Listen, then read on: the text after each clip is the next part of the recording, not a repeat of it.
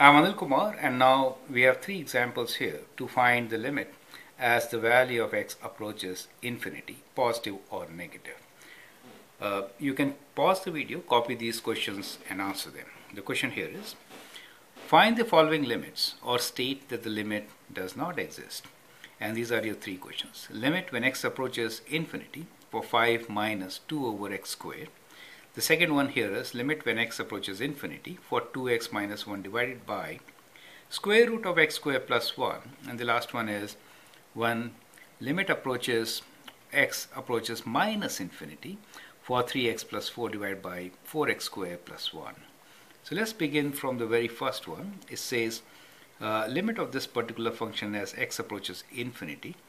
Applying the properties of limits, we could write this as limit of 5 as x approaches infinity minus limit of let's say 2 over x squared as x approaches infinity. Now 5 is a constant, right? So it will be always 5. So this answer is 5 minus, as the denominator becomes higher and higher, infinity is a very large number, you can substitute numbers like 1000, 10,000, you will find that this value 2 over x squared becomes much smaller and it approaches 0.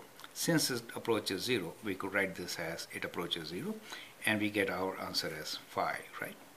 So remember one thing, if you are having a reciprocal function, if x is in the denominator and when x is approaching a very large value, as infinity we sometimes write here, that means a very large but undefined, okay?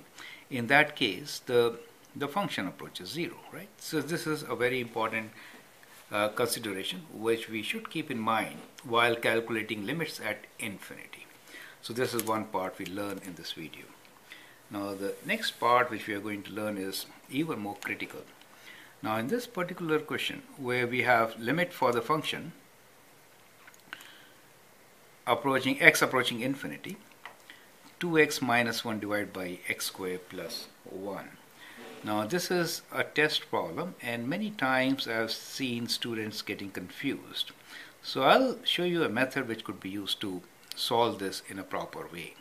So we have 2x minus 1 in the numerator and in the denominator we have x squared plus 1 within the square root.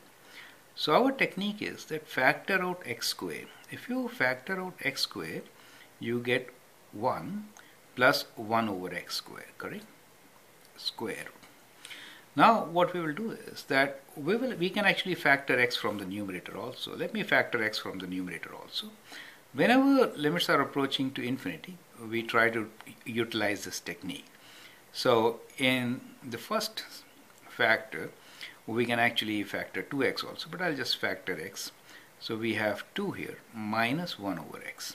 Okay. In the denominator, within the square root, we have x squared. Now, what is square root of x squared? Square root of x squared, is it equal to x? Well, those of you who think it is x, they should watch my video and then they will understand that it is actually equals to absolute value of x. Square root always returns you a positive value, right? Even if I write minus 7 whole square, which is 49, square root will give me 7, which is a positive value of minus 7. So square root of a square is always positive, and so we write this as an absolute function. This is kind of critical, second learning from this particular video. So we can write this as absolute x within square root. We have 1 plus 1 over x squared. Perfect. Now we have kind of two sections to this, and what we can do is we can think about x approaching infinity at this stage. X over absolute x. When x is approaching infinity, that means a positive value. In that case, absolute x is positive x, correct? And therefore, x over positive x is 1, correct? So we could write this as limit. As x approaches infinity, absolute x is x. So we could write this as x over, 2 minus 1 over x. And we could write this as x and 1 plus 1 over x squared. Now when now you see absolute x is positive when we are approaching positive infinity. But if we are approaching negative infinity, this value will be negative. Keep that in mind while you answer the next question. Now here, you could always cancel x and x, right? Now think about x being a very large number. As we saw here, if x is very large, 1 over x approaches 0, 1 over x square also approaches 0, correct? And therefore, when x approaches infinity, what do we get? We get here 2 in the numerator and square root of 1, which is 1. So we get 2 over 1, which is 2. So the limit of this function as x approaches infinity is indeed 2, right? Because 1 over x square and 1 over x both approach 0 as x approach infinity, right? I hope this point is well taken. Now here is an application test of the same thing which we learned. So what you learned here is that square root of x squared is absolute x. I would like you to utilize your learnings from these two examples, apply in the third one, and find the solution. You can pause the video, find the solution now. Here is my solution. So we could write this as limit x approaches minus infinity, and I'll factor x here. So we have 3 plus 4 over x, correct? And in the denominator, I can factor 4x square, correct? So I get 1 plus 1 over 4x square, right? Now, as you learn, we could write this as limit x approaches minus infinity. In the numerator, we have x times 3 plus 4 over x, and the denominator 4 square root is 2, and what is square root of x square? Absolute x. So we get 2 absolute x, and within square root we have 1 plus 1 over 4x square, right? Well, I should write this in bracket, but I hope you understand. Okay, so that is what it is. So now x is approaching negative infinity. If x is approaching negative infinity, then absolute x is approaching what? This is what we discussed here, right? It approaches negative x. So we could write this as x in the numerator as 3 plus 4 over x, and in the denominator it is minus 2x. That makes huge difference. Do you understand? So that was the whole idea when I was discussing this point with you at this stage, right?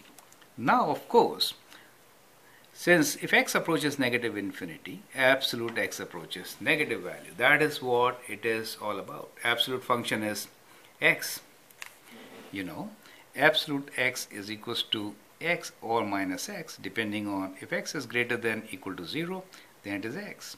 But if x is less than 0, it is minus of x. So that is what we have utilized here, right? That is what absolute x is defined. Now you can always cancel x and x, correct? You are left with minus 2 in the denominator. As x approaches negative infinity, 4 over x approaches 0, 1 over 4x square also approaches 0, you are left with 3 in the numerator. So you are left with 3 in the numerator. And minus 2 times square root 1, which is minus 3 over 2 as your answer. You get the idea. So when you are approaching minus infinity, remember, absolute value approaches negative. That makes your answer negative. So this is a very important question, and based on this, we always have test questions. So go through this video once again, try to understand, and then do some test problems which are just following this question. Thank you and all the best.